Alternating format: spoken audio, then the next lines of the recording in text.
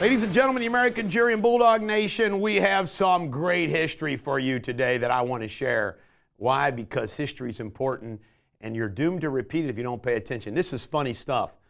Tom Berners-Lee published a formal proposal on the World Wide Web November 12th, 1990. Isn't that wild? The World Wide Web, 1990. Only 34 freaking years ago. It wasn't Al Gore.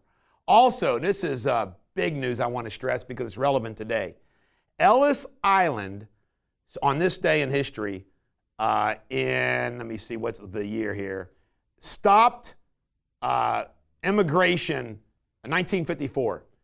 Over 62 years, 20 million came into this country.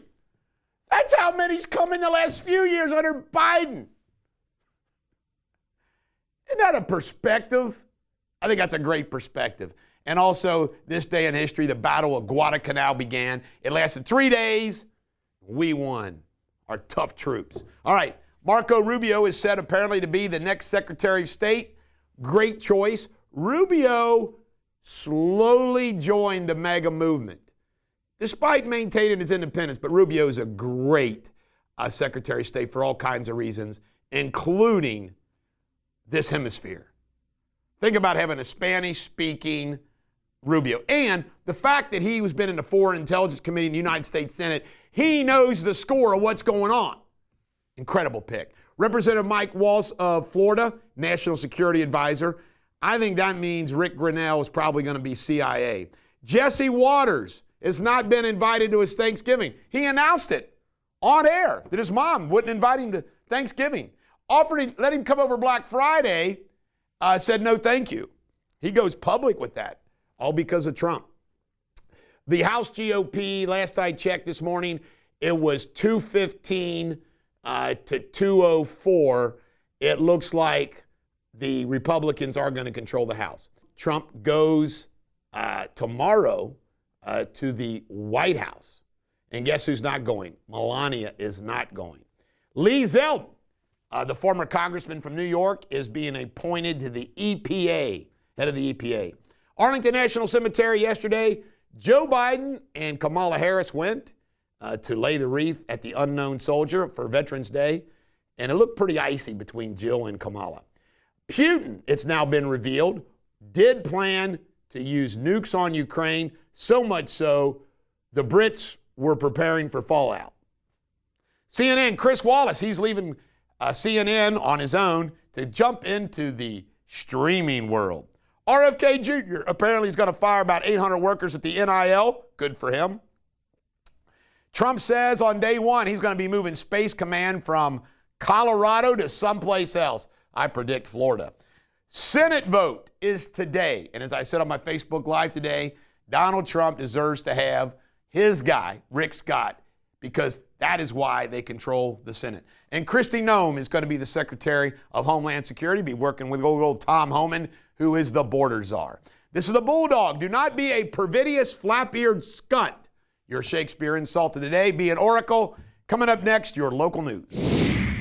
All right, local news don't have much because I decided, I wake up some mornings, I'm not going to tell you about the shootings over in West Price Hill and all of that. But for the first time in history, women, by 4-3, control the Kentucky Supreme Court. That's progress. They control the Supreme Court in Ohio, too. And the big local news is Jerry Faust, 89 years old. He was a Moeller icon football coach there. Got a chance to coach at Notre Dame. That didn't work out well. Then he went to Akron. But Jerry Faust was a great human being. 89 years old. May he rest in peace. Coming up next, Jamie Spindley and World News. Hello there. The latest world headlines. Police in China reports that 35 people lost their lives and 43 more were injured when a car crashed into a group of people exercising near a sports center. The 62-year-old driver has been taken into custody, but it remains unclear if this was an intentional act or an accident.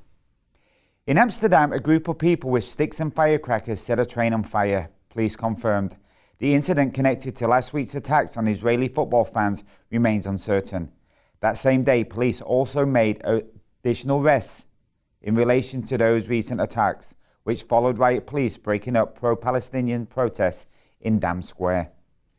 In other news, several airlines have halted flights in Haiti after gunfire struck a Spirit Airline plane from the United States, attempting to land in Port-au-Prince. The flight was diverted to San Diego Airport in the Dominican Republic, where it landed safely. A flight attendant suffered minor injuries. No passengers were hurt. This is the second recent gunfire incident involving flights over Haiti's capital. And Italian police have confiscated more than 2,100 counterfeit artworks falsely attributed to renowned artists like Picasso, Van Gogh, Warhol, and Banksy. Authorities estimate these forgeries could have fetched around $215 million on the art market. That's all I have for today. Up next, Sports Without Boundaries. Cheerio. All right, here's your Sports Without Boundaries. Dolphins 23, Rams 15 is the Stafford years slowly drifting away. They got Garoppolo. The Cleveland Cavaliers, much to Nick Batista's surprise, 12-0. That's amazing. University of Kentucky basketball plays Duke tonight. Woohoo! Go get them Wildcats. John Shire, the coach of Duke, is concerned about his staff not taking care of Cooper Flagg's cramping. I hope Cooper Flagg cramps up all day tonight. All right, Wayne Gretzky is getting some backlash from the woke crowd because he hung out at Mar-a-Lago.